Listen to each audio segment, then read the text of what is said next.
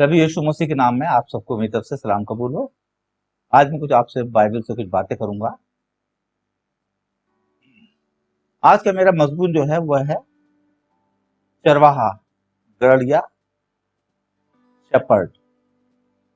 हम देखते हैं इसका मतलब क्या है। चरवाहा मतलब एक होता है जो अपनी भेड़ बकरियों की झुंड की रखवाली करता है, उसके खाने पीने का, अच्छे स्वास्थ्य का ध्यान रखता है कि वो अच्छे सेहतमंद रहे, अच्छा स्वास्थ्य रहे।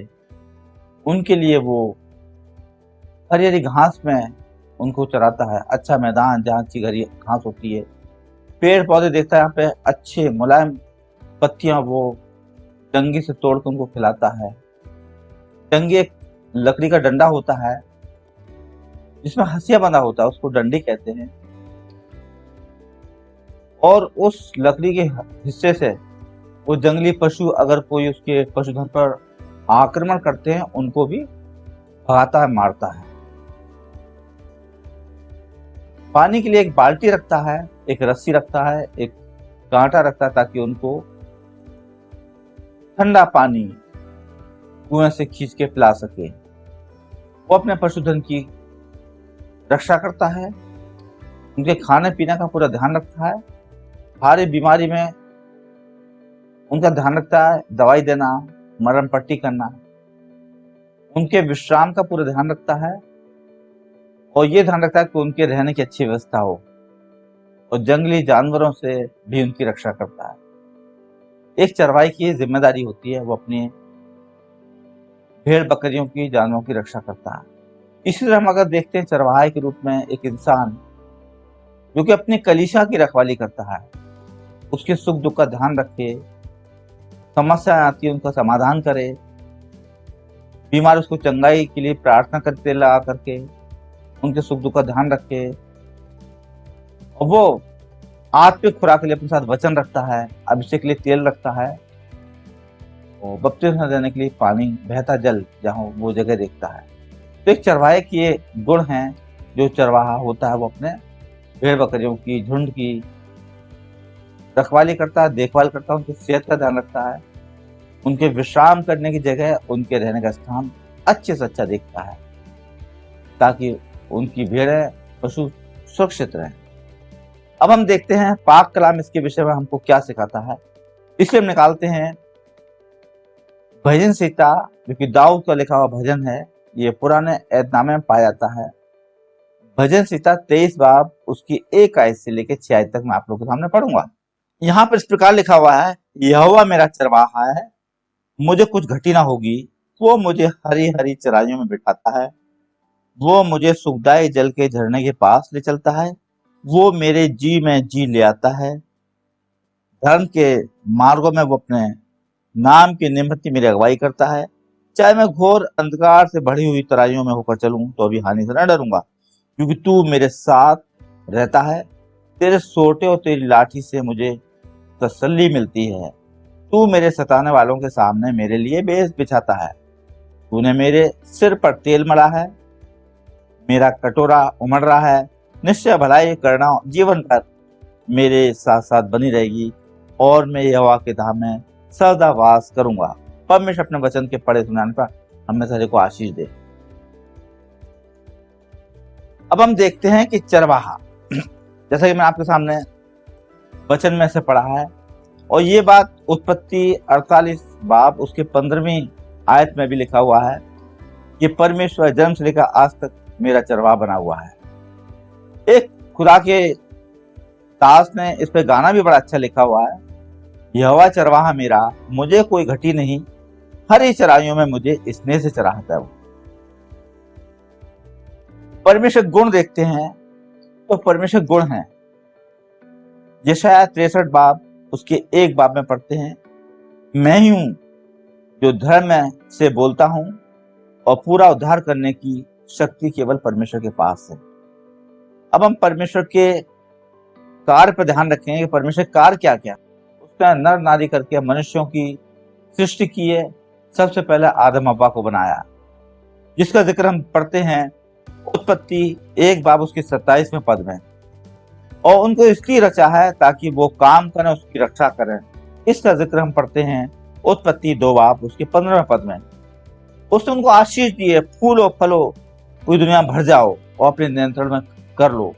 अगर हम इसका जिक्र देखते हैं तो उत्पत्ति उसके 1 बाब उसके 28वें पद में दिया जाता है। उसने हमारे लिए भोजन का इंतजाम भी किया इंसान के लिए, जिसका जिक्र है उत्पत्ति 1 बाब उसकी 29वें पद में लिखा है। उसने कहा, देखा बहुत अच्छा है। और ये इसका वर्णन पाया जाता है उत्पत्ति 1 बाब उसकी 31वीं आयत में। उसने मनुष्य की उत्पत्ति की है, उनको आशीष दी है, जिसका जिक्र हम उत्पत्ति 9 बाब उसकी 1 आयत से 7 आयत तक भी पढ़ सकते हैं। नूह की वंशावली में नूह, उसकी पत्नी, उसके 3 पुत्रों शेम, हाम, येपेत और बहुओं समेत उनको आशीष दिए, फूलो फलो, दुनिया में भर जाओ, पशु पक्षी मछली पेड़ पौधे खाने के लिए सब दिए कि अपने नियंत्रण में लो, ताकि आप भय माने। उनको आशीष दिए। पहले समय में जब उसने खुदा ने दुनिया की उत्पत्ति की सृष्टि की है, तब वो केवल वेजिटेरियन था, शाकाहारी था। उसने उसे भोजन के लिए पेड़ पौधे दिए थे, लेकिन नूह के बाद परमेश्वर ने उनको मांसाहारी भी बना दिया। पशु पक्षी भी दिए हैं कि उसको खा सकते हो, उसमें कुछ शर्तें भी लगाई हैं जिसमें आप पढ़ सकते हैं। परमेश्वर ने हमें आज्ञाएं दी। निर्गमन 20 बाब उसकी 3 आयत से लेकर 17वें आयत तक हम पढ़ सकते हैं कि परमेश्वर ने मनुष्य जाति को आज्ञाएं भी दी हैं, जो आज्ञाओं को मानना जरूरी है। ये 10 आज्ञा है और इसका जिक्र है व्यवस्था विवरण की पुस्तक उसका 5वां अध्याय उसके 7 आयत से लेकर 31वीं आयत तक भी पढ़ सकते हैं। उसमें भी 10 आज्ञाओं को जिक्र दिया हुआ है जो हमें परमेश्वर ने दी है, हमको मानना है। परमेश्वर ने हमको विधियां मानने के लिए बताई हैं, जिसका जिक्र पाया जाता है लेवी व्यवस्था उसका 10वां अध्याय उसके 8वें पद से लेकर 11वें पद तक। हमें उन विधियों को भी मानना है। वो हमें शिक्षा भी देता है जो हमें लाभ की होती हैं, जिसका जिक्र पाया जाता है यशायाह की किताब। यशायाह नबी थे, उन्होंने लिखा 48वां बाब उसका 17वां पद। हमें परमेश्वर ने भय मानना भी सिखाया, हमें भय मानना चाहिए। जिसका जिक्र पाया जाता है नीति वचन उसका 1 बाब उसका 7वां पद और नीति वचन 3 बाब उसका 7वां पद। हमें परमेश्वर का भय मानना है, उसकी आज्ञाओं को मानना है, उसकी विधियों को पूरा करना, उसके नियमों को मानना है। ये परमेश्वर ने हमें आज्ञा दी है। अब ये परमेश्वर काम है, लेकिन अब मनुष्य का क्या काम है हम ये देखते हैं। तो मनुष्य का काम जैसे कि हम देख चुके हैं कि परमेश्वर ने उनको बनाया, उनको कहा कि तुम रक्षा करो, काम करो, जिसका हम देख सकते हैं जिक्र उत्पत्ति 2:15 में दिया हुआ है। आज्ञा मानना भी सिखाया, उसका भी जिक्र निर्गमन 20 में देख चुके हैं 10 आज्ञाओं के रूप में। विधियां मानना ये भी हम देख चुके हैं, व्यवस्था 10 बाब उसके 8वें से लेकर 11वें पद तक। और भय मानना, ये सब परमेश्वर हमको मानने के लिए बोला है। तो ये हमारा कर्तव्य है कि परमेश्वर की दी हुई बातों को जो उसने अपने कहा है हमसे, उसको मान, उसको पूरा करें, उसको चौकसी करनी इन बातों में कहीं गड़बड़ी ना हो जाए। हमें चौकसी से उनकी आज्ञाओं को मानना और विधियों को मानना है, जिसका वर्णन लिखा हुआ है इसमें बाइबल में, पवित्र शास्त्र में व्यवस्था विवरण 7 बाब उसके 11वें पद में। परमेश्वर ने हमें बनाया कि हम उसका भय माने, खरे हों। जैसे कि अय्यूब की पुस्तक में लिखा, अय्यूब 1 बाब में, कि अय्यूब भी खुदा का बंदा था, खुदा का खौफ मानता था, भय मानता था, खरा था, सीधा था, बुराई से दूर रहने वाला था। इसके 4 ये गुण थे अय्यूब में, जो खुदा का सेवक था, खुदा का बंदा था, उसमें पाए जाते हैं। इसके फल क्या निकलते हैं?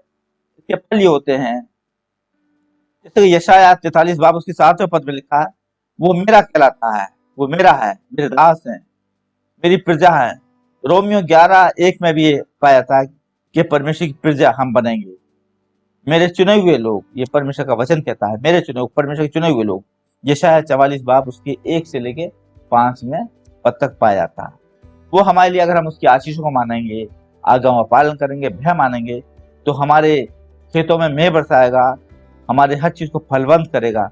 जैसा कि व्यवस्था की किताब में 26 बाब उसकी 4 आयत से लेकर 13 आयत में लिखा हुआ है। वो हमें जीवित रखता और अधिकारी बनाता है। जैसा कि व्यवस्था विवरण 8 बाब उसकी 1 आयत में लिखा है कि हम उसकी आज्ञा को माने तो हम जीवित रहेंगे, बहुत दिन तक जीवित रहेंगे, और वो हमें अधिकारी बनाता है, अधिकारी बनाएगा। वचन में लिखा हुआ कि जो परमेश्वर के लोग हैं वो परमेश्वर की बातों को मानेंगे, उनको आशीष देगा। एक एक घुटना परमेश्वर सामने टिकेगा, एक एक जीव अंधकार करेगी। ये यशाया 45:23 में लिखा हुआ है। और इस तरह हम परमेश्वर की आशीष पाएंगे और फूल फलेंगे। हम देखते हैं आगे चल के यीशु मसीह पुत्र के रूप में है, यीशु मसीह गड़लिया है। इसलिए हम देखते हैं यूहन्ना उसका 10वां अध्याय।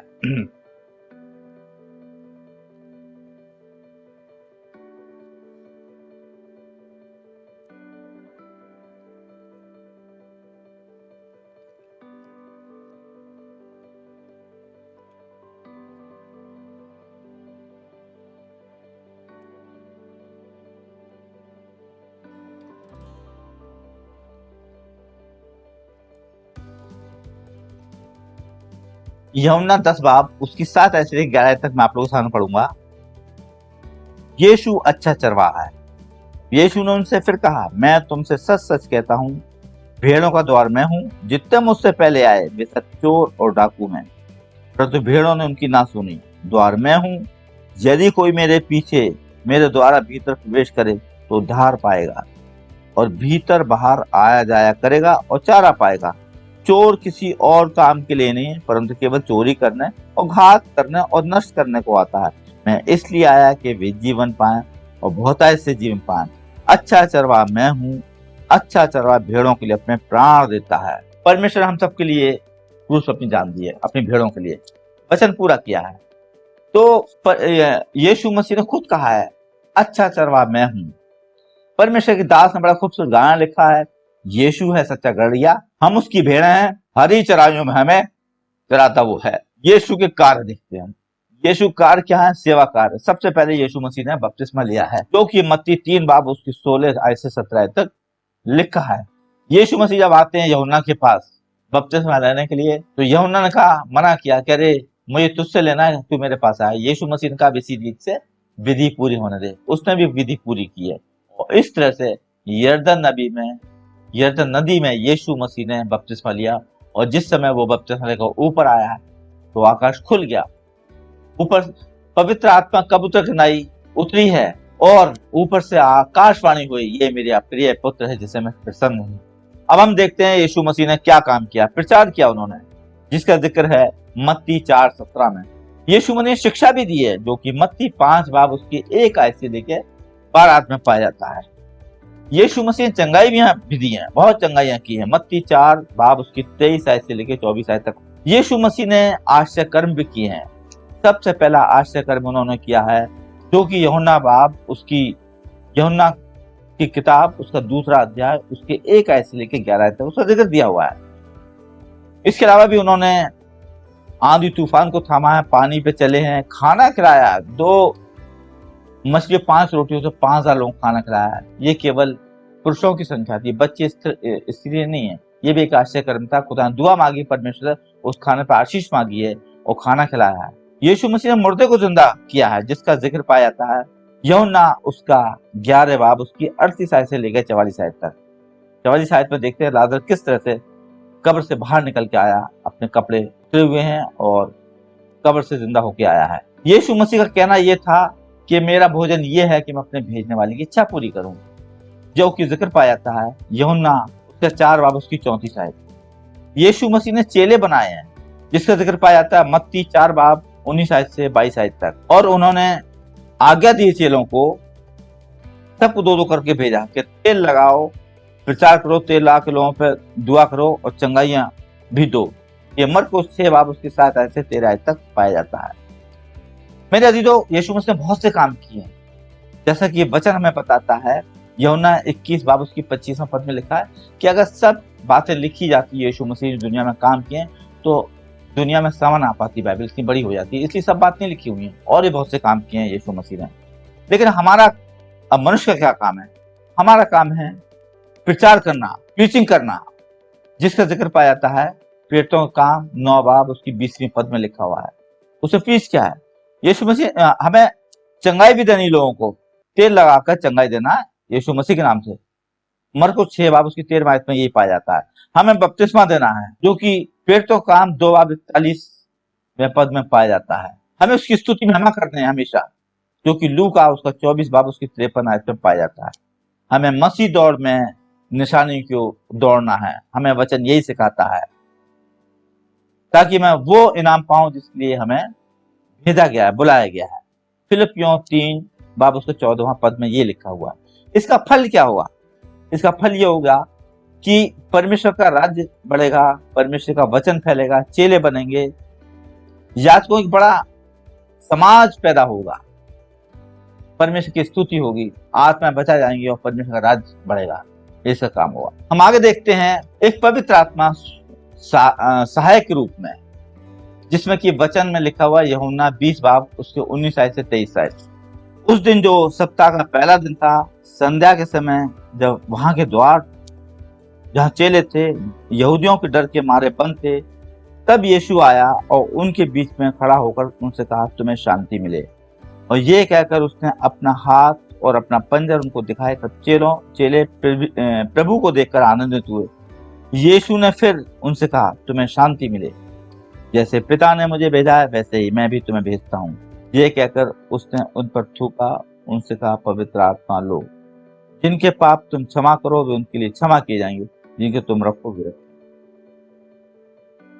22वें पद में जो मैं आपको जोर देना मांग रहा हूँ उसमें ये लिखा है, ये कहकर उसने उन पर फूका और उनसे कहा, पवित्र आत्मा लो। यीशु मसीह ने फूक कर उनको पवित्र आत्मा दिया है। मेरे अजीजों, यीशु मसीह ने पवित्र आत्मा कहा है, मैं सहायक भेजूंगा, और सहायक के रूप में पवित्र आत्मा हमारे पास भेजा है। जैसा कि हम प्रेरितों काम उसके 2 बाब उसके 17 और 18वें पद में पढ़ते हैं कि अंतिम दिनों में आत्मा उड़ेला जाएगा और उससे बेटे बेटियां भविष्यवाणी करेंगे, जवान दर्शन देखेंगे, पुण्य स्वप्न देखेंगे और दास दासी भी भविष्यवाणी करेंगे। खुदा के दास ने, परमेश्वर के दास ने बहुत प्यारा गाना लिखा है, पवित्र आत्मा मेरे पास आ, पवित्र आत्मा तो मुझे में आ, मुझे वचन सिखा प्रभु पासला, मुझे नया बना मसीह से मिला। मेरे अजीजों, हम देखते हैं पवित्र आत्मा के हथियार जिसको हमें लेना है, जिसका जिक्र पाया जाता है इफिसियों की किताब उसका 6 बाब उसकी 14 आयत से लेके 18 आयत तक। सत्य से कमर बांधनी है, कसना है, धार्मिकता की झलम पहनना है, पांव में मेल के सुसमाचार की तैयारी के जूते पहनने हैं, विश्वास की ढाल लेना है, उद्धार का टोप लेना है, आत्मा की तलवार लेनी है जो कि वचन है, और प्रार्थना, विनती करना और जागते रहना। ये बहुत जरूरी है, हमें पवित्र आत्मा के अधिक हथियार लेना, तब हम आगे बढ़ सकते हैं और परमेश्वर कलाम पहुंचा सकते हैं, क्योंकि इन हथियारों के साथ ही पवित्र आत्मा हमारी अगुवाई करेगा। हमारे साथ आत्मिक वरदान भी हमें मिलते हैं, पर जब हमें पवित्र आत्मा मिलता है, हथियार मिलते हैं पवित्र आत्मा के, तो हमें आत्मिक वरदान भी देता है पवित्र आत्मा। वरदान कई होते हैं पर आत्मा एक है, सेवाएं कई प्रकार की हैं, प्रभु एक है, प्रभावशाली कई प्रकार के हैं, लेकिन परमेश्वर एक है। हम इसका जिक्र देख सकते हैं 1 कुरिन्थियों उसका 12वां अध्याय उसके पहले आयत से लेकर 11वें आयत तक।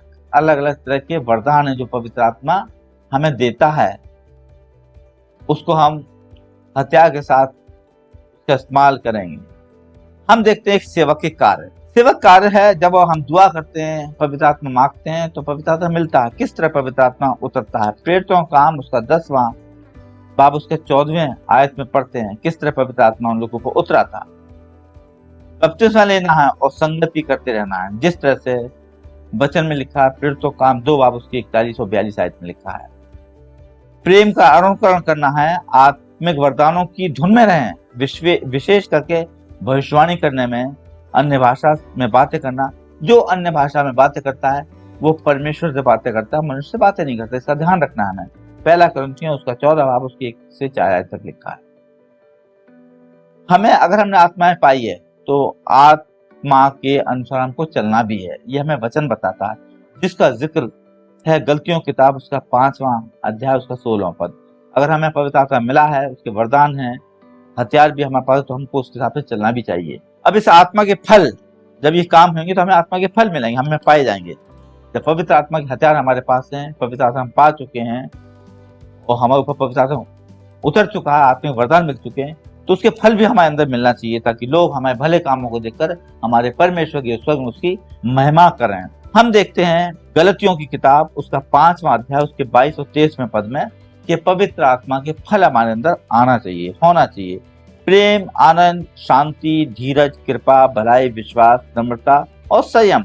अगर हमारे अंदर ये चीजें नहीं है, इसका मतलब हमने पवित्र आत्मा नहीं पाया है। अगर हमने पवित्र आत्मा पाया तो हमारे अंदर ये गुण होना चाहिए, पवित्र आत्मा के फल होना चाहिए। हम प्रेरितों का काम उसका 2 बाब उसके 43 पद और 47 पद में भी देख सकते हैं। प्रेरितों का काम 4 बाब उसकी 32 और 33 आयत में भी देख सकते हैं कि किस तरह से हमारे अंदर पवित्र आत्मा काम करता है, उसके फल होना चाहिए। इससे विश्वासियों की मंडली में एक मत था और गवाही थे वो, और उन पर बहुत बड़ा अनुग्रह था परमेश्वर का। इसके फल क्या होंगे? आत्मिक मंडली बनेगी, कलीसियाएं स्थापित होंगी और पवित्र आत्मा की अगुवाई हम बहुत से अच्छे काम करेंगे, जिससे परमेश्वर के राज्य की बढ़ोतरी होगी और लोग का आत्मिक जीवन बढ़ेगा। अभी हमने देखा था खुदा यहोवा एक पिता के रूप में, यीशु मसीह पुत्र के रूप में और पवित्र आत्मा के सहायक के रूप में। हम आगे चलते हैं, चरवाहे जो परमेश्वर के सेवक के रूप में, उनका चुनाव। इसलिए हम वचन में देखते हैं यूहन्ना उसका 15 बाब उसका 16वें पद में जो कि लिखा है, मैं आपके सामने पढ़ूंगा। यूहन्ना रचित सुसमाचार उसका 15वां अध्याय उसका 16वां पद पढ़ूंगा मैं। तुमने मुझे नहीं चुना परंतु मैंने तुम्हें चुना है और तुम्हें नियुक्त किया है कि तुम जाकर फल लाओ और तुम्हारा फल बना रहे, कि तुम मेरे नाम से जो कुछ पिता से मांगो वो तुम्हें दे। इन बातों की आज्ञा मैं तुम्हें इसलिए देता हूँ कि एक दूसरे से प्रेम रखो। ये परमेश्वर कलाम कहता है मेरे अजीजों कि हमें, ये हमारा चुनाव हमारी तरफ से नहीं, हमारा ऊपर से चुनाव है। तो वचन में लिखा हुआ है कि तुमने नहीं बल्कि मैंने तुम्हें चुना है। और ये बहुत हमारे लिए धन्य बात है कि हम खुदा के चुनाव में हैं। वहीं से 65:4 में इस बात को दर्शाया गया, लिखा हुआ है। ये कितनी अच्छी बात है, हम बहुत किस्मत वाले हैं, हम बहुत धन्य हैं कि हम परमेश्वर के समीप हम आए, हम उसके चुनाव में हैं, जैसा कि वचन में लिखा हुआ है। 1 कुरिन्थियों उसका 7वां अध्याय उसका 7वां पद में लिखा हुआ, वरदान, हमें टैलेंट दिया, वरदान दिए हैं, सबको अलग अलग वरदान दिए।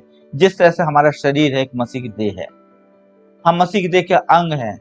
जैसे अंग के चलने के लिए पैर होते हैं, काम करने के लिए हाथ होते हैं, सूंघने के लिए नाक है, देखने के लिए आंख है, सुनने के लिए कान है और बोलने के लिए मुंह है। इसी तरह हम भी यीशु मसीह के शरीर के अंग हैं, हमें अलग अलग वरदान दिए हैं। किसी को चंगाई का, किसी को पौनाई का, किसी को शिक्षा देने का, किसी को प्रचार करने का, और अलग अलग अन्य भाषाओं को बोलने का, भाषा का अर्थ बताने का, अलग अलग वरदान दिए परमेश्वर ने। तो उन वरदानों को हमें पहचानना है, अपने बुलाहट को उस हिसाब से चलना है। परमेश्वर दास के द्वारा बहुत अच्छा गाना बनाया गया है, खुशखबरी का ये कलाम हम सुनाते जाएंगे, मसीह की सूरत में हम बदलते जाएंगे। ये हमें खुशखबरी का चुनाव, खुशखबरी का ये कलाम है, सुसमाचार का कलाम, ये हम सुनाते जाएंगे और मसीह की सूरत में हम बदलते जाएंगे।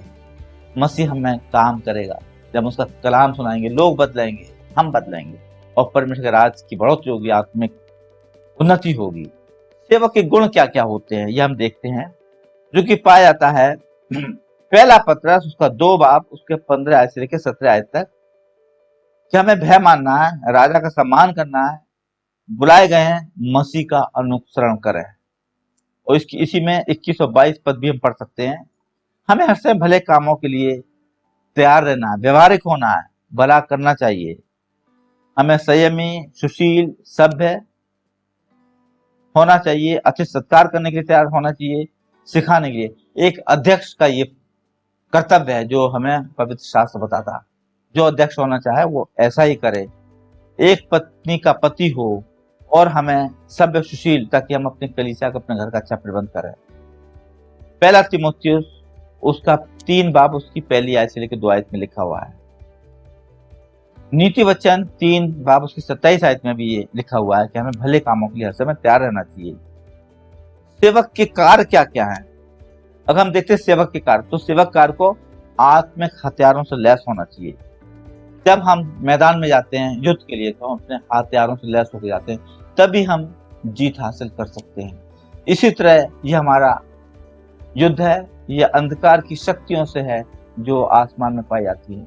उनसे लड़ने के लिए हमें आत्मिक हथियार लेना बहुत जरूरी है, ताकि हम उन शक्तियों से जीत सकें और हम परमेश्वर के राज्य के लिए एक संतान पैदा कर सकें, आत्मिक उन्नति हो सके। इसके लिए हम आत्मिक हथियार लें जो कि पाए जाते हैं इफिसियों किताब 6 बाब उसकी 14 से 17 तक। हमें परमेश्वर के वचन से चरवाई करनी है, लोगों को वचन प्रचार करना, लोगों को वचन बताना है। वचन में क्या लिखा है, ये हमारी बाइबल हमारी जिंदगी कुंजी है।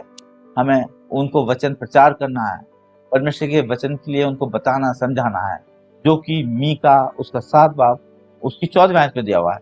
हमें शिक्षा देनी है, जैसा कि नीति वचन उसका 1 बाब उसकी 8वें आयत में लिखा हुआ है। हमें चंगाइयां भी देना है, याकूब की पत्री उसका 5 बाब उसकी 14-15 आयत में है। हमें तेल लगाकर बीमार के ऊपर हाथ रखने हैं, उनको चंगाई देनी है। यीशु मसीह के तो कपड़े छूकर ही लोग चंगे होते थे, उनके अंदर इतनी सामर्थ्य थी। हम भी प्रार्थना करें, पवित्र आत्मा पाएं, परमेश्वर सामर्थ्य मांगे, तो वो हमें इतनी सामर्थ्य देगा कि हम उनके कपड़ों को, वो हमें कपड़ों को छू लेंगे, तभी उनका विश्वास उनको चंगाई दिलवाएगा। क्योंकि मत्ती 14 बाब उसकी 3 आयत से 6 आयत में ये लिखा हुआ है कि उसके कपड़े छूने से लोग चंगे हुए हैं। इसकी उसमें सामर्थ्य थी। मेरे अजीजों, हमें चंगाई भी देनी है लोगों को, क्योंकि लिखा हुआ है कि कलीसिया के प्राचीन तेल लगा के बीमारों को दुआ करो, बीमारियों से उनको चंगाई मिलेगी, शिफा मिलेगी। हमें समझाना भी है, लोगों को सिखाना भी है। पहला तीमुथियुस उसका 5 बाब उसकी 1 आयत से लेकर 4 आयत इसका जिक्र है। हमें सिखाना है, हमें बुजुर्गों को सिखाना है, जवानों को, बच्चों को, उनको कैसा चाल चलन रखना चाहिए।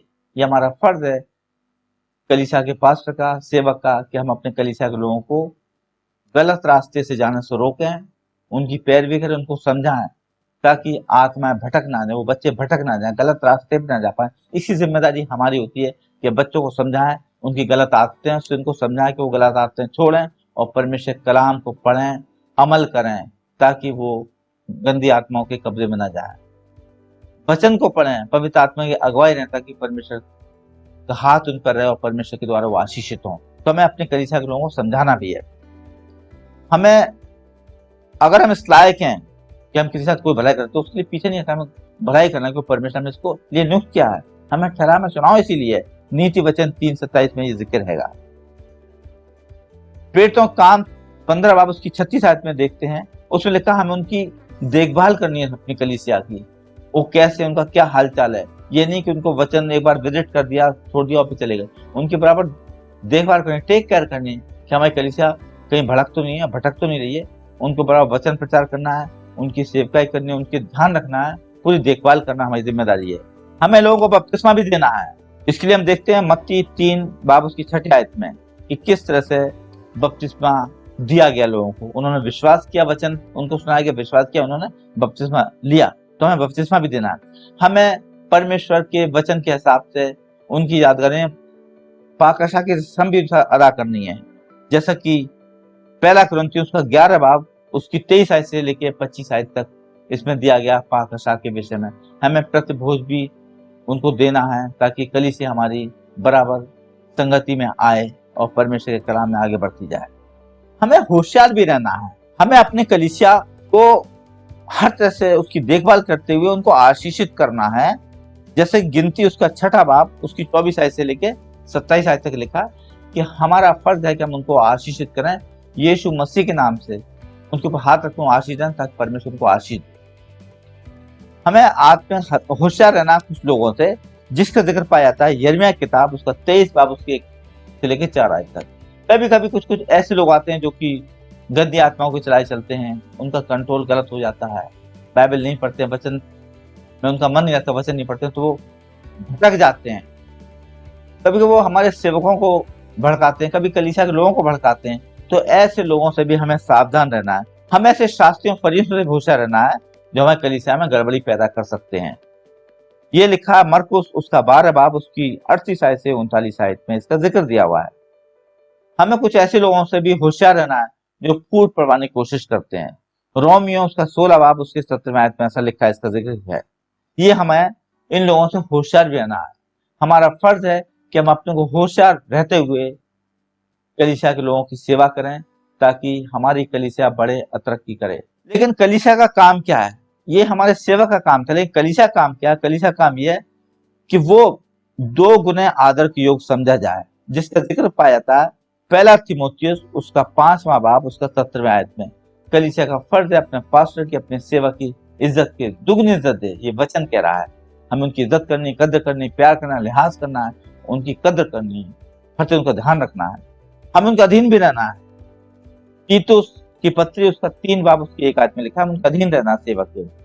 अगुओं की सुननी है, अधीन रहना, सुननी है। इब्रानियों 13 बाब उसकी 7वीं आयत में लिखा हुआ है, हमें अपने अगुओं की बात सुननी है, उनके अधीन रहना, क्योंकि जो अगुआ होगा वो अपनी कलीसिया की खिदमत करता, वो कभी नहीं चाहेगा कि हमारी कलीसिया गड़बड़ हो। वो हमेशा चाहेगा हमारी कलीसिया आत्मिक हो, मजबूत हो, हर तरह खुशहाल हो, परमेश्वर की आशीषित कलीसिया हो।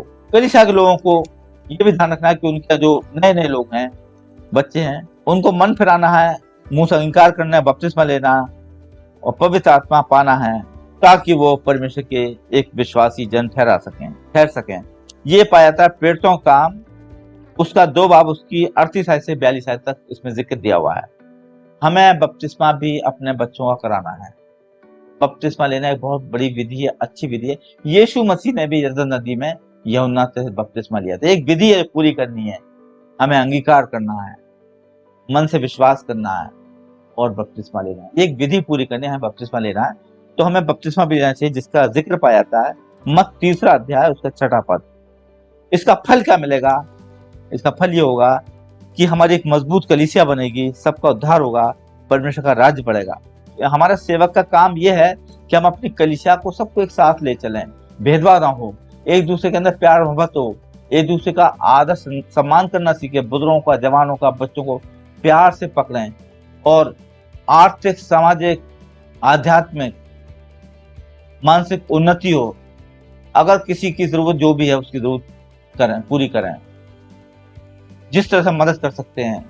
किसी को अस्पताल ले जाना है कि इलाज के लिए, उसको इलाज के लिए अस्पताल ले जाएं, ट्रेनिंग के लिए बच्चों को अस्पताल में एडमिशन कराने में मदद करें, स्कूलों में मदद करें, प्रीचिंग के लिए, टीचिंग के लिए, हीलिंग के लिए उनको प्रोत्साहित करें, पहुनाई करने के लिए उनको प्रोत्साहित करें। किसी तरह की गंदी राजनीति ना हो, मेल मिलाप की भावना उन सबके अंदर डालें, कलीसिया के अंदर। सबके यहाँ विजिट करनी है, हमें परमेश्वर का वचन फैलाना, सबको मौका देना है, ताकि हमारे कलीसिया के बच्चे, बुजुर्ग, जवान आगे बढ़ें और एक मजबूत कलीसिया बने। सबको एक साथ मिला के चलें ताकि किसी तरह की गड़बड़ी ना हो और हमारे कलीसिया के बुजुर्ग, जवान, बच्चे, महिलाएं, लड़कियां, लड़के सब संगठित होकर चलें। बीच बीच में कार्यक्रम भी हमें करवाने चाहिए सेवक को, ताकि कलीसिया के बच्चे उसमें रुचि लें और एक मजबूत दृढ़ आत्मिक कलीसिया बने और परमेश्वर के राज्य का की बढ़ोतरी हो, परमेश्वर द्वारा लोग आशीषित हों। इस तरह से हमें परमेश्वर के लिए काम करना है। अब हम देखते हैं गड़ड़ियों के विषय में बाइबल क्या कहती है। अगर हम पवित्र शास्त्र में पढ़ते हैं एक चरवाहे का जिक्र, जैसे कि मैंने बताया चरवाहे कौन होते हैं, अपनी पशुओं की देखभाल करना, उनके खाने पीने का इंतजाम करना, उनके रहने का, विश्राम का। तो हम देखते हैं कि चरवाहे का जिक्र बाइबल में कहाँ पाया जाता है। अगर हम देखते हैं तो उत्पत्ति 4 बाब उसकी 4 आयत में लिखा है, हाबिल ने खुदा को भेंट चढ़ाई और खुदा ने कबूल की, अपना पैरोठा बच्चा से चढ़ाया। जो हाबिल एक चरवाहा था। हम देखते हैं अगर याकूब ने अपनी माता रिबका द्वारा बनाया गया स्वादिष्ट भोजन अपने पिता को खिलाया और आशीषित हुआ, क्योंकि वो एक चरवाहा था जिसका जिक्र पाया जाता है उत्पत्ति उसका 27वां बाब उसकी 25वें पद से लेकर 27वें पद तक। अगर हम यूसुफ के भाइयों का जिक्र देखते हैं, वो भी एक चरवाहे थे, सिक्किम देश तक चरवाही कर रहे थे, जो कि उत्पत्ति उसका 37वां अध्याय उसका 12वां पद हमें बताता है इस चीज के लिए। और 47 उत्पत्ति 47:1 में भी लिखा हुआ है कि वो कनान देश से गोशेन तक पहुंच गए थे अपने पशुओं की चरवाही करते करते। वो चरवाहा थी, खुदा की आशीष थी उन पर। अब हम देखते हैं कि जब हम पहुंचे तो यूसुफ से राजा फिरौन ने पूछा, तेरे भाइयों का उद्यम क्या, व्यापार क्या है, व्यापार क्या, उद्यम क्या, कार्य क्या है? तो उन्होंने कहा वो चरवाहे हैं। तो ये उसने कहा फिरौन ने कि अगर चरवाहे तो उनको यहाँ ले आओ और हमारे पशुओं के ऊपर, जो उन चरवाहों में से बहुत ही मजबूत परिश्रमी लोग हैं, परिश्रमी मेहनती अच्छे हैं, उनके ऊपर अधिकारी बना दो, जिसका जिक्र पाया जाता है उत्पत्ति 47 बाब उसका 6 आयत में। अगर हम देखते हैं इसराइल के पास बहुत पशु हुआ करते थे जो याकूब का वंश था। निर्गमन की किताब उसका 12वां अध्याय उसका 38वां पद हम देखते हैं। ये सब परमेश्वर की आशीष थी, जो जब बनी इसराइल से मिस्र से बनी इसराइल निकली थी तो उनके साथ पशु भी बहुत थे, खुदा की बहुत आशीष थी। हम अय्यूब के पास देखते हैं, वहां हजारों की तादाद में पशु हुआ करते थे। अय्यूब एक बहुत ही खुदा का सच्चा भक्त था, खरा था, सीधा था, बुराई दूर रहने वाला, परमेश्वर का भय मानने वाला। उसके बहुत पशु थे, जिसका अय्यूब एक बाब उसकी 3 आयत में पाया जाता है, बहुत पशु थे, और बाद में वो आशीषित भी हुआ है, जिसका जिक्र पाया जाता है अय्यूब की किताब उसका 42वां बाब उसका 12वें पद में, कि खुदा ने उसको इतनी आशीष दी, हर पशु डबल हुआ है, हजारों में थे और डबल हो गए, जहां 7,000 से 14,000 हो गए, 6,000 से 12,000 हो गए, 5,000 से 10,000 हो गए, हर चीज डबल हुई है। ये पशुधन एक परमेश्वर की आशीष थी। अगर हम आगे देखते हैं तो हम आगे देखते हैं एस्तर किताब उसका पहला बाब उसकी पहली आयत में लिखा हुआ है, शेर्स नामक राजा के दिनों में ये बातें हुई। ये वही शेर्स है जो 127 प्रांतों पर अर्थात हिंदुस्तान से लेकर कूश देश तक राज्य करता था। हिंदुस्तान शब्द आया है। अब हम देखते हैं हिंदुस्तान शब्द आया है जो कि परमेश्वर के चुनाव में भारत है। यूहन्ना 3:16 में हम पढ़ते हैं, परमेश्वर ने जगत से ऐसा प्यार किया है कि उसने अपना इकलौता पुत्र दिया भेजा ताकि जो कोई विश्वास करे वो नाश ना हो परंतु अनंत जीवन प्राप्त करे। मेरे अजीजों, जगत शब्द है, जगत पूरे जगत से प्यार किया है, एक पर्टिकुलर जगह से नहीं, पूरे जगत से। और उस जगत में विश्व में भारत भी आता है, भारत भी एक हिस्सा है। भारत एक ऐसा देश है जो कई नामों से जाना जाता है, भारत, हिंदुस्तान, इंडिया, आर्यवर्ता, हिंद, जम्बूद्वीप। एक ऐसा देश है जो कई नामों से जानता है। तो यहाँ हिंदुस्तान शब्द आया है। परमेश्वर के दास द्वारा एक लिखा बहुत अच्छा गाना है, भारत की भूमि पर हम धूम मचा देंगे, राजा हुआ है मसीहा, हम धूम मचा देंगे। भारत एक पशु प्रधान देश है, कृषि प्रधान देश है, इसकी आर्थिक व्यवस्था इसी पर निर्भर है, जो कि परमेश्वर की बहुत बड़ी आशीष है भारतवासियों पर। पशुधन के हम देखते हैं लाभ, दूध देते हैं, जैसे निर्गमन 33:3 में लिखा है कि वहां दूध और मधु की धाराएं बहेंगी। निर्गमन 3:17 में भी है, दूध और मधु की धाराओं का जिक्र दिया है। व्यवस्था 6:3 में भी दिया हुआ दूध और मधु की धारा। ये परमेश्वर की बहुत बड़ी आशीष है। दूध देते हो कि पूर्ण आहार है, the female feed their youngs. कहा था शेरनी का दूध बहुत महंगा मिलता है, उससे दवाइयां बनती हैं और बहुत सी जानवर के दूध हैं, अलग अलग काम भी आते हैं। मीट खाने काम आता है, मीट एक्सट्रैक्ट निकाल करके मेडिकल रिसर्च में भी काम आता है, लिवर से दवाइयां बनती हैं और मीट खाने द्वारा ही याकूब आशीषित हुआ। दांत, हाथी दांत सेवट के काम आता है, महंगी चीजें मिलती हैं, बनती है उससे, जो कि बहुत महंगा आता है। हड्डी तरह तरह के काम में आती है, बाल से ब्रश बनते हैं। ये परमेश्वर की आशीष जो पशुधन होता है। गोबर से खाद बनती है, लिपाई काम आता है, ईंधन काम आता है, गोबर गैस काम आता है। कुत्ते होते हैं, घरों में पाए जाते हैं पशु, जासूसी काम करते हैं, खेती होती है, हल जोतने के दाव में, रेहड़ चलाने में काम आते हैं, गाड़ी चलाने के लिए काम आते हैं, घोड़ा, भैंस गाड़ी, बैलगाड़ी, ऊंट गाड़ी हाँकने काम आती है।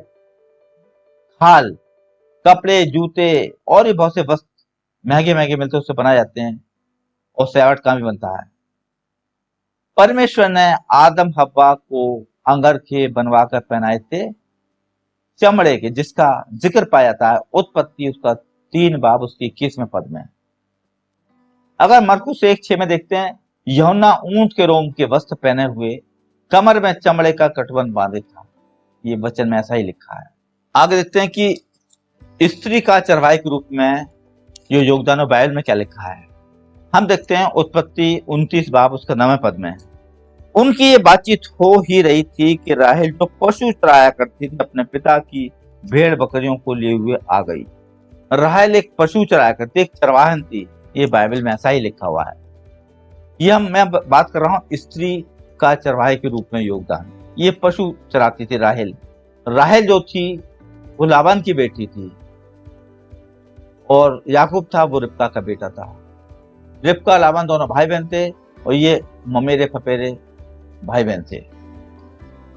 कलीसिया के चरवाही में अगर हम देखते हैं भजन संहिता 68 बाब, भजन संहिता 68 बाब उस 11वें पद में लिखा है, प्रभु आज्ञा देता है तब शुभ समाचार सुनाने वालियों की बड़ी सेना हो जाती है। मेरे अजीजों, मैंने जोर दिया इस चीज पे कि एक स्त्री का चरवाही के रूप में योगदान क्या है। पशुओं की चरवाही में राहेल चरवाही करती थी। कलीसिया की चरवाही में देखा है कि जब प्रभु आज्ञा देता है तो सुसमाचार सुनाने वालों की एक बड़ी सेना तैयार हो जाती है। अब हम देखते हैं मत्ती 28 बाब उसके 8वें पद में क्या लिखा है। मत्ती 28 बाब उसके 8वां पद, वे भय और बड़े आनंद के साथ कब्र से लौटकर अपने चेलों को समाचार देने के लिए दौड़ गईं। उसके चेलों को समाचार देने के लिए लौट गई। यीशु मसीह के जी उठने की बात का जिक्र है जो बाइबल में दिया हुआ है। एक और पढ़ते हैं, यूहन्ना 20 बाब उसकी 16 से 18 तक हम पढ़ते हैं। यहाँ पर लिखा हुआ है, यीशु ने उससे कहा मरियम। उसने पीछे मुड़कर उससे इब्रानी में कहा रबूनी अर्थात हे गुरु। यीशु ने उससे कहा मुझे मत छू, क्योंकि मैं अब तक पिता के पास ऊपर नहीं गया, परंतु मेरे भाइयों के पास जाकर उनसे कह दे कि मैं अपने पिता और तुम्हारे पिता, अपने परमेश्वर तुम्हारे परमेश्वर के पास ऊपर जाता हूँ। मरियम मगदलीनी ने जाकर चेलों को बताया, मैंने प्रभु को देखा, उसने मुझसे बात की। मेरे अजीजों, यहाँ यीशु मसीह के जी उठने के बाद का जिक्र है कि पहला समाचार यीशु मसीह के जी उठने का एक स्त्री द्वारा ही चेलों को, उसके भाइयों को पहुंचाया गया। अगर हम देखें चरवाहों का बाइबल में महत्व क्या है, लूका उसका 2 अध्याय उसके 8 आयत से लेके हम 14 तक पढ़ते हैं। और उस देश में कितने गड़लिए थे जो रात को मैदान में रहकर अपने झुंड का पहरा देते थे, और प्रभु का एक दूत उनके पास आ खड़ा हुआ और प्रभु का तेज उनके चारों चमका और वे बहुत डर गए। तब स्वर्गदूत ने उनसे कहा मत डरो, क्योंकि देखो मैं तुम्हें बड़े आनंद का सुसमाचार सुनाता हूँ जो सब लोगों के लिए होगा। क्या दाऊद के नगर में तुम्हारे लिए एक उद्धारकर्ता जन्मा है, और यही प्रभु मसीह है। मसीह प्रभु है, और उसका तुम्हारे लिए ये पता है कि तुम एक बालक को कपड़े में लिपटा हुआ और चरनी में पड़ा पाओगे। और एकाएक उस स्वर्गदूत के साथ स्वर्गदूतों का दल परमेश्वर की स्तुति करते हुए और ये कहते दिखाई दिया, आकाश में परमेश्वर की महिमा और पृथ्वी पर उन लोगों में जिनसे वो प्रसन्न है शांति हो। मेरे अजीजों, एक स्वर्गदूत सबसे पहले प्रभु यीशु मसीह, हमारा उद्धारकर्ता प्रभु यीशु मसीह है, जो हमें प्यार करने वाला है, हमारे पापों का पश्चाताप करने वाला है, हमारे पापों की अपनी जान दी, तो प्यार करता है, हमारा उद्धार करता है। उसने हमारे पापों को अपने ऊपर उठा लिया। जैसा कि यशायाह नबी किताब में लिखा हुआ है कि कुंवारी गर्भवती होगी, सारी पवित्र उसके कंधों पे होगी, वो अपने लोगों को उद्धार करेगा। वो हमारा उद्धार करने वाला परमेश्वर, प्रेम करने वाला परमेश्वर है, हमें अनंत जीवन में प्रवेश कराने वाला परमेश्वर है। जैसा उसने कहा द्वार में हूँ। मार्ग जीवन सत्य यीशु मसीह है। उस यीशु मसीह की पैदाइश की सबसे पहले खबर चरवाहों को ही दी गई थी, वो भी आदमियों के द्वारा नहीं, स्वर्गदूतों के दलों द्वारा। एक दूता उसको पीछे स्वर्गदूतों का पूरा दल आया और चमकता सितारा आया। क्या आतिशबाजी थी आसमान में कि जो हमारा बादशाह राजाओं का राजा है, उसकी खुशखबरी सबसे पहले स्वर्गदूतों के द्वारा चरवाहों को ही दी गई थी, जो कि अपनी भेड़ों की गले की रखवाली कर रहे थे। कुछ लोग बंदों घर में सो रहे होंगे, कुछ अपने आराम से रहे होंगे, अपने बंगलों में होंगे, लेकिन चरवाहे रात में ठंड में अपने गले की, अपने पशुओं की रखवाली कर रहे थे, अपनी भेड़ों की रखवाली कर रहे थे। और सबसे पहले परमेश्वर के दूतों ने, स्वर्गदूतों के झुंड ने सबसे पहले यीशु मसीह की पैदाइश की खबर चरवाहों के दिए। ये बहुत बड़ी बात है। सबसे पहला संदेश चरवाहों के ऊपर गया है। परमेश्वर हमारा चरवाहा, हम उसकी भेड़ हैं। तो परमेश्वर ने सबसे पहले यीशु मसीह की पैदाइश की खबर स्वर्गदूतों द्वारा उन चरवाहों के दिए जो गले की रखवाली कर रहे थे। मेरे अजीजों, ये चरवाहे जो हैं उसका बहुत बड़ा महत्व है। हमें चरवाही करनी है। परमेश्वर ने पिता के रूप में हमारी चरवाही की है। हमें चरवाही के लिए वचन लेना है, ताकि वचन सुना है। हमें अभिषेक के लिए तेल लेना है, ताकि लोगों को अभिषेक करें। हमें बहुत बहता हुआ सोता देखना है जहां हम लोगों को बपतिस्मा लें, और यीशु मसीह के आज्ञा को माने कि हम चेले बनाएं और पूरी दुनिया में परमेश्वर के राज्य का सुसमाचार सुनाएं। उनको यीशु मसीह के नाम से बपतिस्मा दें। यह हमें आज्ञा का पालन करना है। परमेश्वर अपने वचन के पढ़े सुने पे हमें शहरी को आशीष दे। आमीन।